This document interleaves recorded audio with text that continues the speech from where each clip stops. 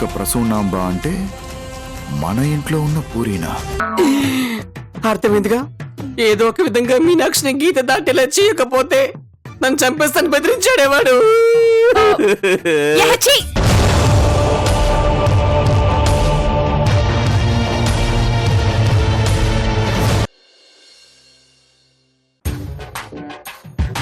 బాబు, tsunami మీద cinema తీస్తే మొత్తం కొట్టుకుపోయినట్టు నా చావు నేనే చచ్చి ఏదో విధంగా ప్లాన్ చేశానులే. పద సీన్లోకి ఎంటర్ అవుదాం.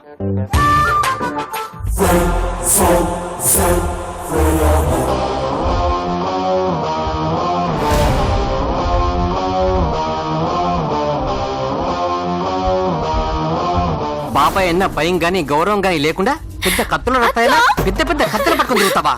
వస్తుందిరా, రోజు వస్తుంది.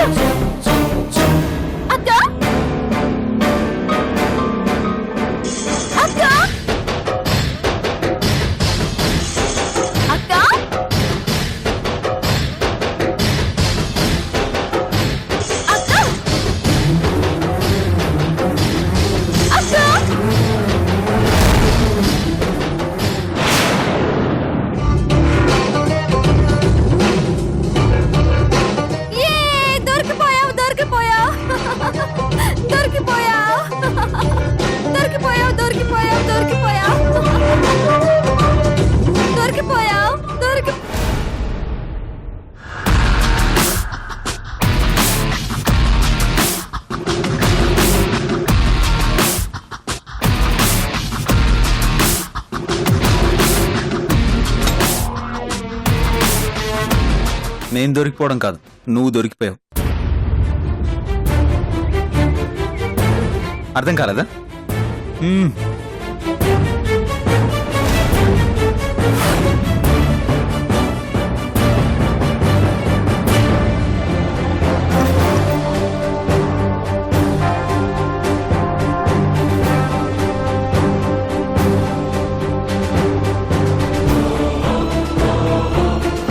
బాబాయ్, కోచ్ సెటప్ రెడీ చేయి.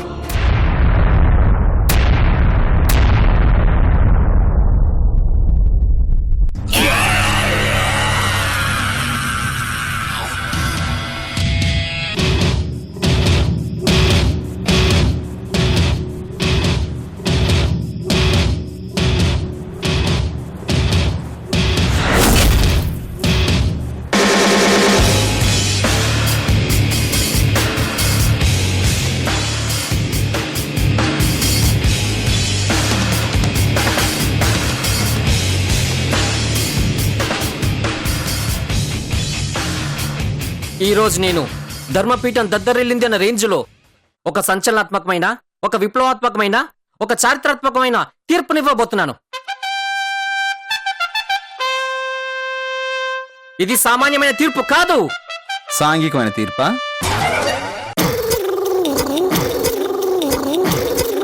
ఏంటి జోకా?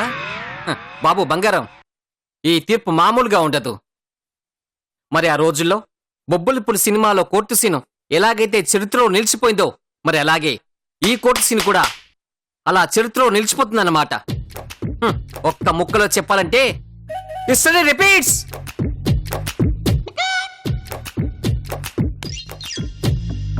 అర్థమైంది కదా? అందుకే దీన్ని పట్టుకుని నువ్వు ఇక్కడే నిలబడు, నేను తీర్పుని చరిత్రలో నిలబెడతాను. ఏం నిలబెట్టేది?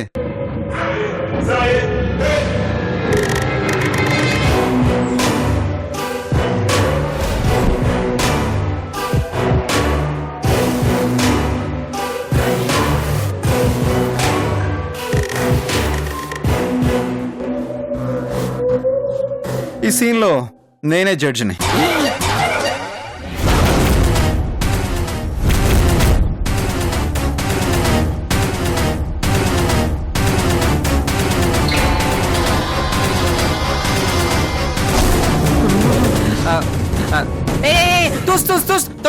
తొండి అలా అయినా కుదురుతుంది. నువ్వు కూర్చోడానికి వీలేదు. లే. ఏ నేను ఇక్కడ కూర్చోకూడదని మీ రాజ్యాంగంలో ఎక్కడైనా రాసుందా ఏంటి? మా స్క్రిప్ట్ లో రాసింది. ఏంటి? అదేరా, నీకంటే పెద్దవాణ్ణి, ఇలాంటి తీర్పులు చెప్పడంలో తల పండి ఎండిపోయినవాణ్ణి. అందుకే ఈ జడ్జి సీట్ లో కూర్చునే అర్హత నాకు మాత్రం ఉందంటాను. లే ప్లీజ్. అబ్బా చా, నిజమా? ఇంకా హలో, నువ్వు ఎప్పుడైతే వాళ్ళతో కలిసి ఆడడం మొదలు పెట్టావో అప్పుడే నువ్వు వాళ్ళతో కలిసిపోయావని నాకు డౌట్గా ఉంది. మరి నీ గురించి తెలిసి కూడా నిన్ను ఇక్కడ కూర్చోబెట్టడానికి నేనన్నా పిచ్చోడ్నా? చచ్చా, అదేం లేదురా అబ్బాయి, ఇది సరదాగా ఆడాను తప్ప వాళ్ళతో నేను ఎందుకు కలిసిపోతాను? క్వశ్చన్ లేదు. నేను ఎప్పుడు నీ పార్టీనిరా. అవునా? అయితే నోరు మూసుకొని పక్కన నిలబడు. రే అది కదరా, నా మాట ఒకసారి. Order order order.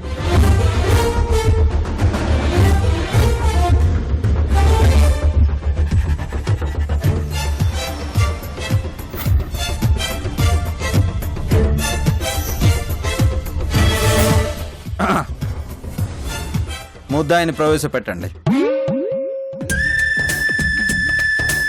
చిన్నమావయ్య, పాపం ఆయనకి సైట్ వచ్చినట్టుంది. ఎదురుగా బోన్లో కనిపిస్తున్నా సరే ముద్దాయిని ప్రవేశపెట్టండి అంటున్నారు. ఎందుకైనా మంచిది మీ కళ్ళజోడు ఇవ్వండి. అబ్బాయి ఇదిగోరా. ఓ రక్షణ చేసావనుకో, రోడ్ రోలర్ కిందేసి తొక్కి. ఓకే ఓకే, నువ్వు గీత దాటి మా ప్రాంతంలోకి వచ్చి చట్టాన్ని అతిక్రమించడమే కాకుండా మా మనోభావాల్ని అతి అది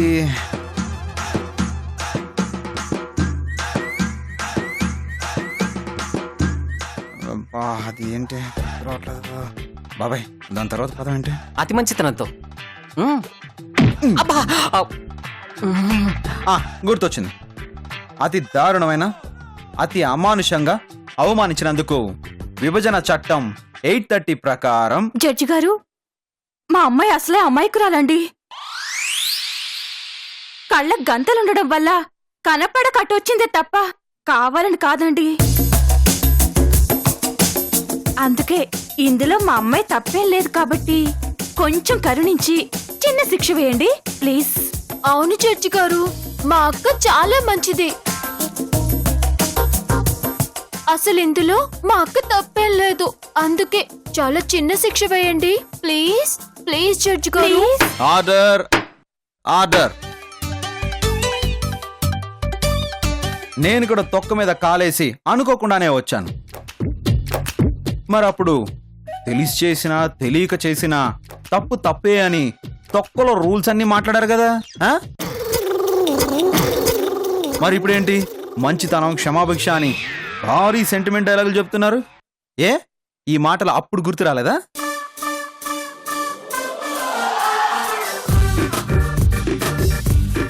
అలాగే ఇంకో ముఖ్యమైన విషయం, చట్టం దృష్టిలో అందరూ సమానులే అని కొంతమంది ఇదే ప్లేస్ లో ఇలాంటి ఇన్సిడెంట్ లో చాలా స్ట్రాంగ్ గా మాట్లాడారు. యువర్ ఆనర్, నేను ఇప్పటికీ అదే మాటకి కట్టుబడి ఉన్నాను.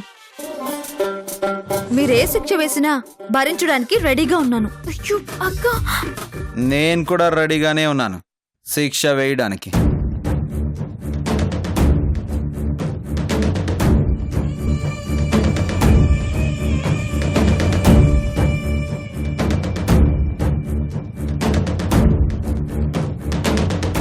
ఓకే, శిక్ష ఏంటంటే ద పనిష్మెంట్ ఈస్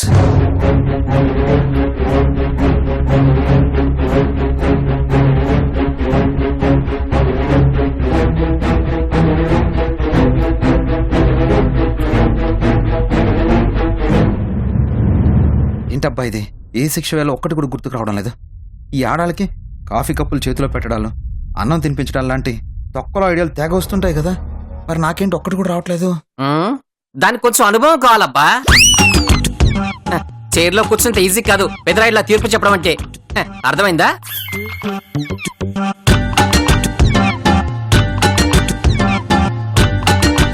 సర్లే, అయినా ట్రైలర్ లేట్ అయిందని సినిమా రిలీజ్ చేయడం ఆపేస్తామా? నీ వల్ల కావట్లేదని తీర్పు చెప్పడం ఆపేస్తామా? సరే, లేచా సీటిస్తే బొబ్బిలి బ్రహ్మన్నలా తీర్పుని మొదలు పెడతాను. ఏంటి లేవా? నో ప్రాబ్లం, నిలబడి చెప్తాను.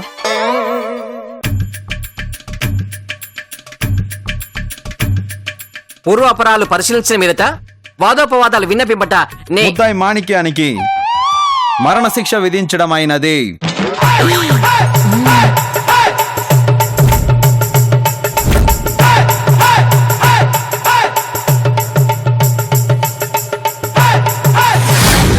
ఓవరాక్షన్ చేయకుండా నోరు మూసుకొని నిలబడు.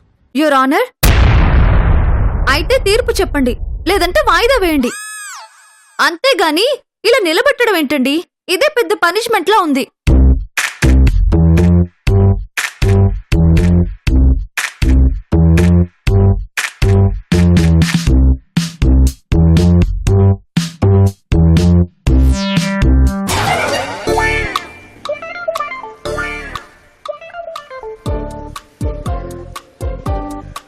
బాబాయ్, వెళ్ళా డ్రమ్ముని తీసుకురా.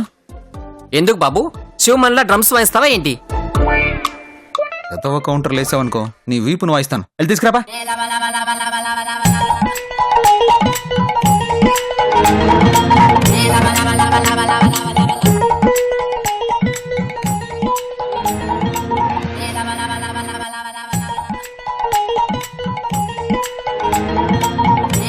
తెచ్చాను యువర్ ఆనర్. ఓకే, తీర్పు ఏంటంటే ఈవిడ డ్రమ్ములోకి దిగాలి.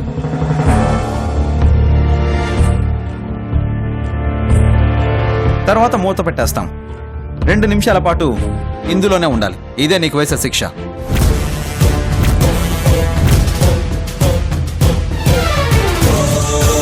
లేదు లేదు, ఈ తీర్పుకు మేము ఒప్పుకోం. అలా మూత పెడితే ఊపిరాడదు, చాలా ప్రమాదం. మేము ఒప్పుకోం. అవును అంటే అన్నానంటారు కానీ ఈ తీర్పు మరి దారుణంగా ఉంది.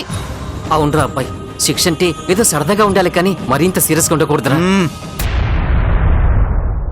కోర్టు తీర్పును ధిక్కరించడానికి వీల్లేదు.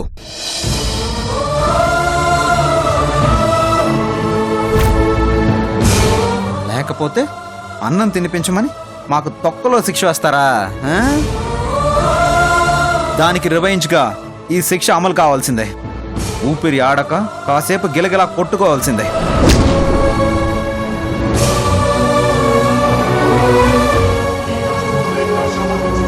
ఇంకొకసారి ఇలాంటి చీప్ ట్రిక్స్ గురించి ఆలోచించాలంటేనే భయపడిపోవాలి. That's all.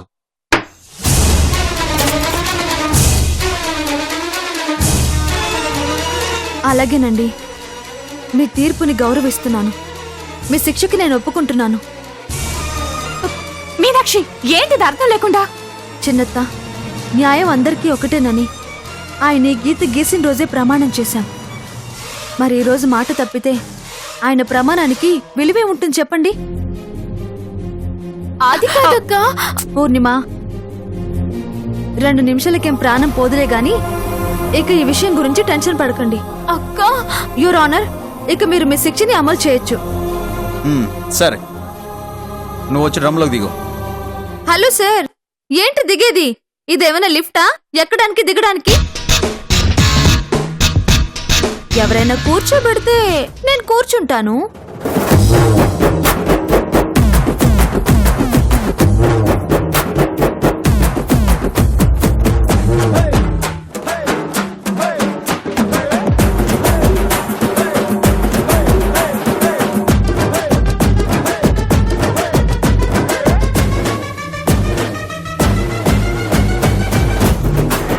ఇంక ఈ శిక్ష అమలైనట్టే.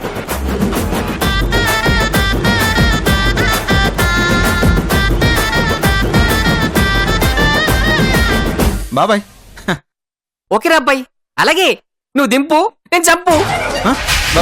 బాబాయ్,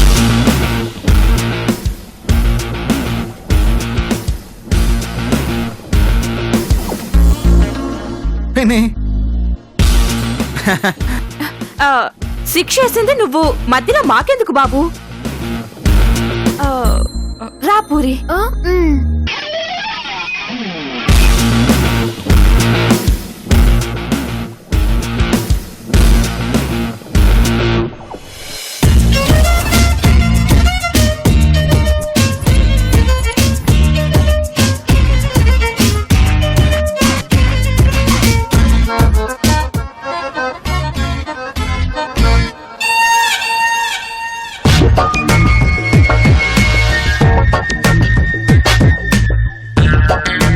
హలో, అలా దిక్కులు చూడకపోతే ఏదో విధంగా దిగొచ్చు కదా. హలో సార్, ఉరి శిక్ష కేసులో కూడా ఎవరి తాడు వాళ్ళు తెచ్చుకోరు సార్. శిక్ష అమలు చేసే వాళ్ళే తీసుకొస్తారు. ఇంత చిన్న లాజిక్ కూడా తెలియకపోతే ఎలాగండి?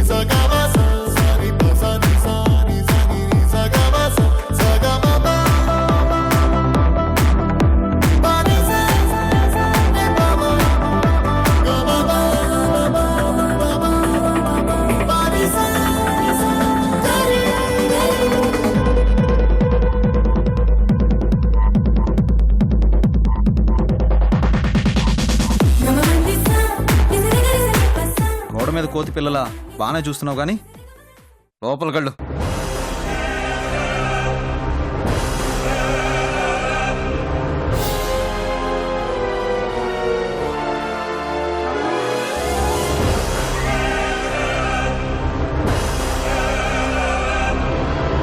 నాకు తొక్కల శిక్ష వేస్తారా?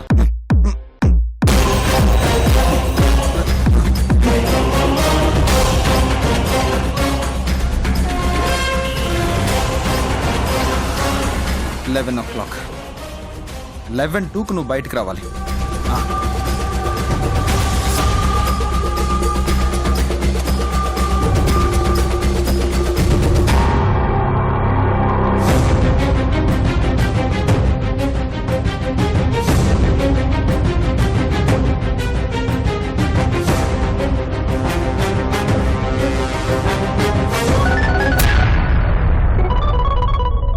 దీపక్, హలో